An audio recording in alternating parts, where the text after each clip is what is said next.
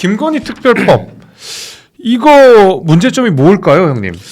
일단은 이제 도이치모터스 사건서부터 봐야 돼요. 아, 좋네요. 도이치모터스 그거 사건서 봐야 되는데 도이치모터스 사건은 그거는 좀 실체가 있는 사건인가요, 우선?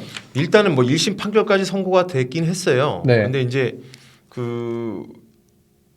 이게 도이치모터스 사건은 2009년서부터 2012년까지 네. 코스닥 상장사인 도이치모터스 주식을 갖다가 네. 인위적으로 상승시켜 갖고 이제 그 주가 조작을 했다는 사건입니다. 예. 근데 그 사건인데 지금 사실 김건희 여사가 관련됐다라는 객관적 증거는 전혀 없어요. 전혀 없다. 네. 전혀 없다. 그러니까 이제 그분들이 막 얘기하는데 뭐 전화를 뭐 계좌를 맡긴 건 맞아요. 계좌를 맡겼다. 네, 계좌를 맡긴 건 맞는데 네. 그 지금 이제 이런 거예요. 그러니까 그 계좌를 맡겼기 때문에 이제 뭐 전화 주문도 하지 않았냐, 뭐 전화 증권사에서 전화 온 게 뭐 그 재판장에서 틀어졌다는 등 뭐 이런 거 갖다가 지금 계속 이게 증거라고 하는데 사실은 1인 매매라는 거는 그 위법이 아닙니다. 그러니까 1인 매매라는 게 있어요. 그러니까 예를 들어서 뭐 김재섭 위원장이 주식을 엄청 잘하는 사람이니까 내가 내 계좌를 관리해줘 해갖고 내 계좌를 갖다 맡겼어요. 그러니까 증권사한테 맡길 수도 있고 개인한테도 맡길 수 있어요. 이랬을 때 나는 맡겼는데 여기서 주가 조작에 그걸 다 사용했어. 그럼 저는 주가 조작 공범입니까? 아니죠. 네. 저는 주가 조작 행위도 몰랐고 알았다고 하더라도 이게 기능적 행위 지배라는 게 있어야 돼요. 그러니까 공동 정범이 되려면 의사 연락이라는 게 있어요. 그러니까 짜야 될 공모, 짜야 되는 게 짜야 되고 두 번째로 내가 실행 행위를 분담해야 되고 이걸 갖다가 합쳤을 때 이 범죄의 필수 요소가 돼야 돼요. 그게 이제 기능적 행위 지배라고 하는데 그게 인정이 돼야지만 이제 공동 정범으로 처벌을 받아요. 그런데 나는 계좌만 맡겼다.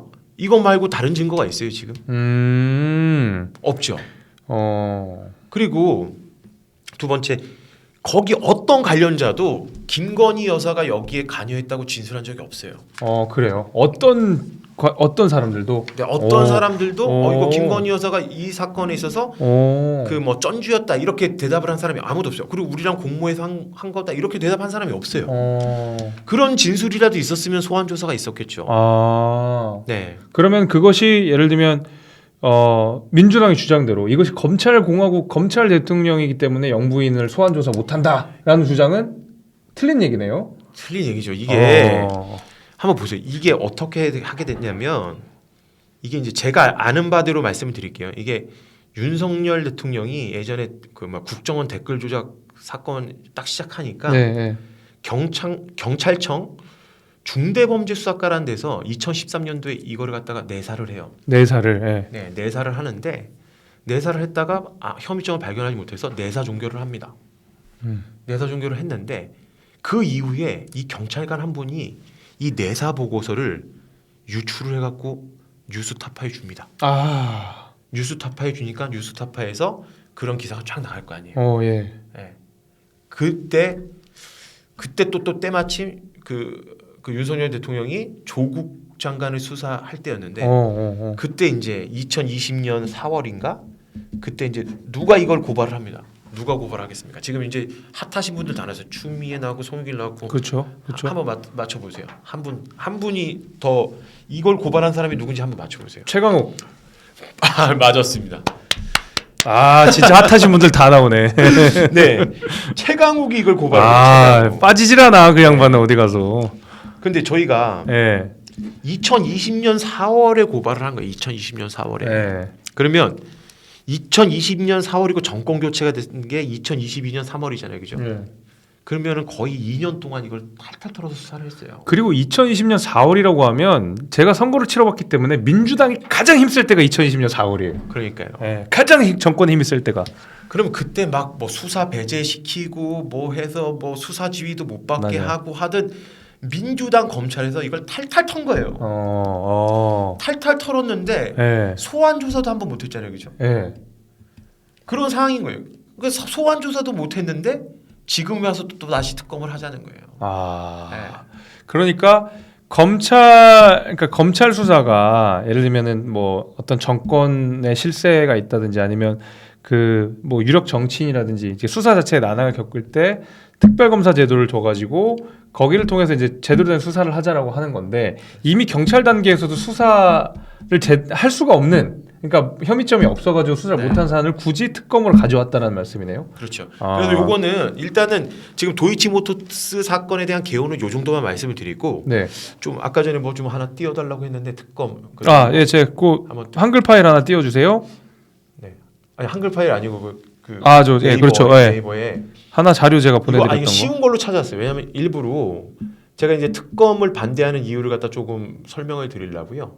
제가 요걸 갖다가 특검. 예. 보세요. 이 특별검사제가 뭐냐면요. 이제 저기 그대로 읽을게요. 검찰만이 기소권을 가지는 기소 독점주의의 예외로 검찰이 아닌 행정부와 독립된 사람 등 제3자에게 검사의 그렇죠. 역할을 맡기는 제도를 말한다. 그렇죠. 저기 어떻게 해요? 고위층 권력형 비리나 위법 혐의, 수사기관이 연루된 사건 등 검찰의 자체 수사가 어려운 사건이 특별검사를 임명해 수사와 기소권을 부여한다 이렇게 돼 있어요. 네. 아까 저기도 설명돼 있지만 네이버에도 설명돼 있지만 특검은요 권력자나 고위공직자의 권력형 비리를 수사하는 게 특검입니다. 권력형 비리요. 네. 네. 그런데 아까 전에 말씀드린 도이치모터스 사건은 2009년서부터 2012년에 발생했고요. 네. 그때의 김건희 여사의 지위가 보였어요. 그냥 일반 국민이었어요. 그러네요. 일반 국민이었어요. 결혼은 언제 하셨죠? 2012년 3월에 하셨는데 결혼 전이네요, 심지어. 결혼 전이에요. 그러니까 일반 국민이었다고요. 그러네. 일반 국민이었고 그다음에 이게 권력형 비리 사건이 아닙니다. 이게 도이치모터스는요. 지금 1심 판결이 났는데 그 도이치모터스 회장인 권모 회장이 이거 이름이 다 났으니까 이거는 얘기하죠. 권오수 맞아. 권오수 회장이 이게 주가 조작은 두 가지가 있어요. 차익 추구형 주가 조작이 있고요. 차익 추구형 주가 조작은 뭐냐면 시세를 이렇게 올린 다음에 파는 거예요. 개미들한테 떠넘기고. 그럼 제가 돈을 버는 게 있고 주가 관리형 주가 조작이 있어요. 주가 관리형 시세 조정은 어떤 거냐면 대주주가 자기의 경영권을 방어하고 지분을 갖다가 주식을 갖다 유지하기 위한 목적으로 하는 게 이제 주가 관리형 시세 조정이거든요.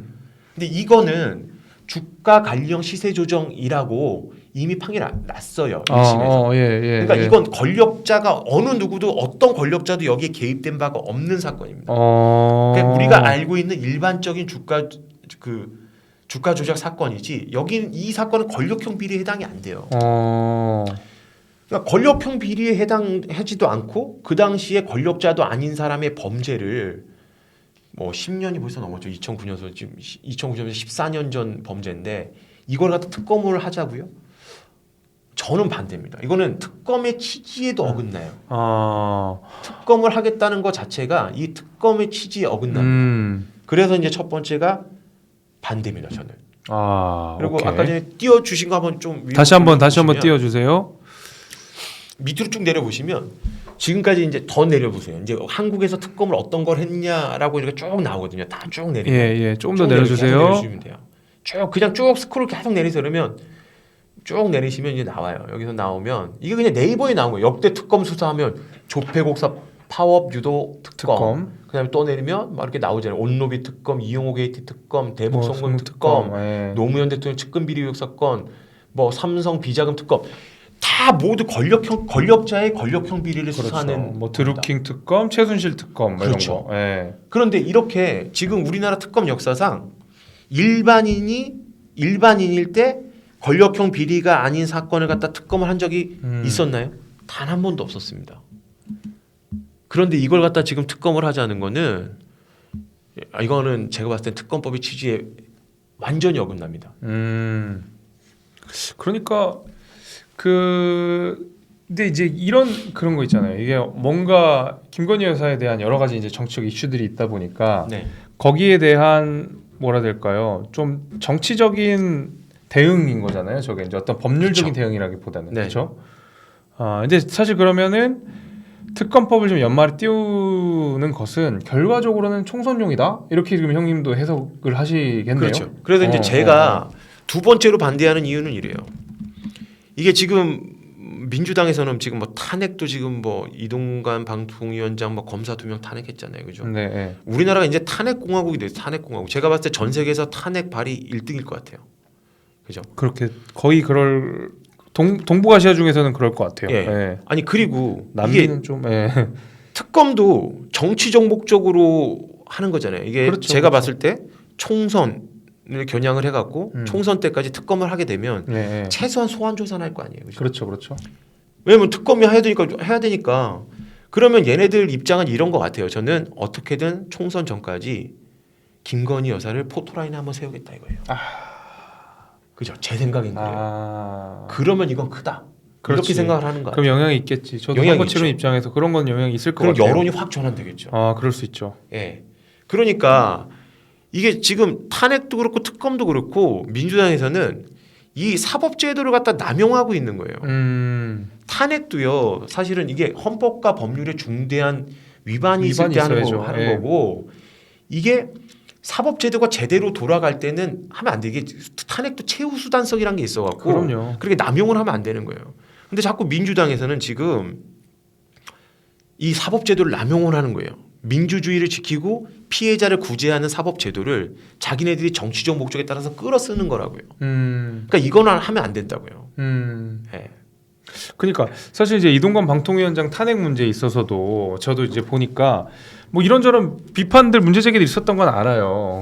근데 예를 들면은 이동관 방통위원장이 진짜로 그러니까 헌법 내지는 법률 위반 사항이 있었느냐, 구체적으로 어떤 법률을 위반했느냐 하면 굉장히 추상적이니까 정치적인 수사 말고는 정치적인 언어 구사 말고는 실제적 어느 실정법에 뭘 위반했다에 대한 이야기는 잘 안 하더라고요. 그러다 보니까 이동관 방통위원장 그 탄핵 사유서 소추안을 보게 되면 그거 이정섭 검사 그거 복부 타고 막 이런 거 아니에요. 네. 그러니까 결론을 정해 놓은 거죠, 사실은. 그렇죠. 저도 봤는데 네. 너무 웃기더라고요. 이게 5명의 합의제 기간인데 2명으로 운영해갖고 저다 뭐 그다음에 가짜 뉴스를 갖다가 이제 엄단하고 거기에 따라서 저걸 하겠다니까 그게 이제 뭐 탄핵 사유다 막 이렇게 얘기를 하는데 무슨 얘기를 하는지 모르겠더라고요. 제가. 그러니까 답을 정해 놓은 거라니까요. 그래서 그 만약에 이제 민주당 그러니까 참 특검법은 이게 민주당에게는 꽃놀이패 같아 버린 게 이제 이렇게 된 거잖아요.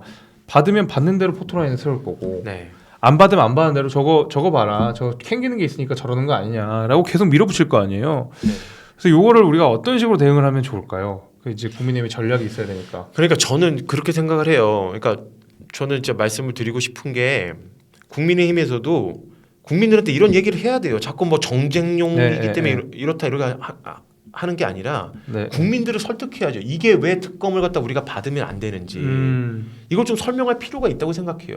이거는 애초에 특검법 취지 자체를 몰각시키는 거다. 그렇죠. 그러고 그다음에 이건 정치적 목적에 의한 거고 그리고 이제 아까도 제가 말씀드렸듯이 우리가 그 이미 이건 수사는 2차례가 돼 있는 거고 그다음에 문재인 정부에서도 벌써 2년을 넘게 뭐 충분히 수사한 사건이지 않냐. 그러면 우리가 세금이 엄청 많이 들어갑니다. 이거 수사하는데. 근데 그렇죠. 우리나라가 돈이 많은 것도 아니고 지금 막 다 살기 힘든다고 하는데 특검해 갖고 또 수십억을 쓰겠다는 거 아닙니까, 여기? 그 또 특검이 이제 이런 게 있잖아요. 우리 항상 특검 얘기가 나오면 특검 합시다 이제 해서 끝나는 게 아니라 이제 특별 검사를 구성해야 되는데 그게 여야 합의로 구성을 해야 되고 항상 거기서 오래 걸려요. 근데 그러면 실제적으로 뭐 특별 검사를 그러니까 이 특검을 띄워가지고 수사를 하겠다는 입장보다는 그냥 이걸 가지고 정치적으로 좀 계속 이슈를 선점하겠다는 게 좀 강할 거라면 어차피 이거 인원 합의가 안 될 거예요. 그 법사위에서 아마 할 텐데. 저는 그렇게 생각해요. 그러니까 그래서 이제 전도 그렇게 생각을 합니다. 이렇게 국민들을 분열시키고 아까도 제가 말씀드렸듯이 정치 양극화가 돼 있는 상태에서 지금은 어쩔 수가 없죠. 이런 쟁점이 하면 더 싸웁니다. 국민들이 더 싸우게 되고 그 분쟁으로 인해서 발생하는 사회적 비용도 어마무시합니다. 저희가. 그리고 국민들이 통합도 안 되고 화합도 안 돼서 점점 이런 거 갖다 싸우기 시작하면 우리나라 정치에도 좋지가 않아요. 이거는 사실 제가 말씀드린 특검 해갖고 우리나라 역대 특검 중에 성과를 낸 적이 거의 없어요. 그렇죠. 거의 없어요. 그럼 최순실 특검 정도? 최순실 특검이랑 몇 가지가 있었는데 네. 그 최순실 특검은 진짜 많이 성과를 냈지만 거의 성과를 낸 적이 없어요. 뭐 BBK 특검 같은 경우에도 그렇죠. 사실은 안 됐다가 너무 오래 검찰에서 걸렸지. 재수사해서 뭐 이명박 전 대통령 구속시키긴 했는데 이게 만약에 성과가 없었어요. 그러면은 이 민주당이 이걸 포기할까요? 저는 포기 안 할 것 같아요. 이런 떡밥을. 네. 네. 포기를 안 한다고요. 이거 사회적 비용이. 그러니까 저는 이제 여기서 이거 종지부를 찍어야 된다 생각해요. 그래서 검찰 수사 결과가 이제 나오면 더 이상 특검이고 뭐고 얘기가 이제 나오면 안 된다고 생각합니다. 그러니까요. 이 특검도 참 저도 뭐 곤란하긴 해요. 왜냐하면 저쪽에서는 그냥 나쁜 사람만 얘기하면 되고 네. 우리 입장에서는 아니다. 그러니까 아니라고 하는 게 더 불리한 거잖아요. 그렇죠. 그러니까 우리는 길게 설명해야 되고 저기는 그냥 나쁜 사람이야 이렇게 얘기해버리면 끝나니까. 사실은 저도 그 김건희 여사에 대한 여러 가지 논란들 이런 거 참 그 어렵다고 생각하고 그 저도 뭐 동의 못하는 내용들도 많지만은 이 특검 자체는 사실은 이제 정치적인 목적이 다분히 있는 거는 우리가 부인할 수가 없어요. 어떤 방식으로든 이거는 그 아까 지호영님 말씀해 주셨지만 최광욱이 고발하고 네. 가장 민주당 힘이 좋았었던 2020년부터 2022년 가장 그때 집중적으로 수사가 됐던 거거든요. 근데 네. 그때도 소환을 못한 거면 정말 그 당시 검찰이 무능했거나 아니면은 정말 죄가 없거나 하거든요. 그렇죠. 근데 검찰이 그 정도로 무능하진 않아요. 지금 검찰들 저도 주변에 다 똑똑한 사람들입니다. 그래서 아무리 뭐 정권의 비호를 받는다고 하더라도 명백한 문제가 있는데 소환을 못하진 않습니다. 그래서 저는 이 특검도 그렇고 뭐 탄핵도 그렇고 뭐 이게 굉장히 극단적인 수단이고 최후의 방법이어야 되는데 계속 이런 식으로 뭔가 교착 상태가 되거나 아니면 정쟁화되는 게 국민들 보시기엔 좀 부끄러운 게 아닐 수 없다 이런 생각 좀 듭니다. 실제로. 네. 좀 안타까워요. 저도 굉장히 부끄럽다는 생각이 들어요. 저라도 좀 많이 이렇게 말씀을 드리고 싶어요. 그러니까 많이 국민들하고 도와주세요, 형님. 왜냐면 지금 그러니까 아까도 말씀드렸듯이 지금 뭐 특검법 하면은 찬성하는 쪽이 이제 국민들 여론들이 많다고 하더라고요. 그렇죠. 근데 아무래도. 이제 저는 사실 그게 너무 아쉬운 거예요. 그러니까 우리 국회의원들이 네. 저는 이제 좀 느낀 게 뭐냐면 경선 때부터 보면 우리 국회의원들이 국민들을 갖다가 설득하고 이런 노력이 너무 부족하다고 생각이 들어요. 너무 휩쓸려 간다. 그리고 이런 얘기를 안 하잖아요. 그렇죠. 누군가 나와서 해줘야 되는데 이거는 이래서 부당하다. 그래서 국민들을 설득을 해야 됩니다. 그러니까 자기네들은 이제 더 옆에서 많은 정보를 갖고 있고 하다 보니까 국민들이 모르는 정보도 알고 그럼 그런 부분을 알리고 이렇기 때문에 부당하고 그렇기 때문에 우리가 이렇게 하겠습니다. 라고 해야 되는데 우리 그 국민의힘 쪽 국회의원님들이 그게 너무 부족한 것 같아요. 다 자기 정치 하는데 바쁘고 사실은 이런 걸 좀 잘해서 국민들을 설득하고 그래서 이제 국민들이 우리를 다시 지지할 수 있고 그럼 그게 결국 자기한테 돌아오는데 그러시는 분들이 별로 없는 것 같아요. 저는 그게 너무 아쉬워요. 좋아요, 형님. 좀 이제 앞으로 뭐 김건희 특별법이 뭔가 이제 시작이 발동이 걸리면 한 번 더 나와주셔서 좀 설명을 좀 잘해주셨으면 좋겠고 앞으로도 이제는 시청자가 아니라 이제 출연자로서 활약을 많이 해주시기를 기대하고 있습니다.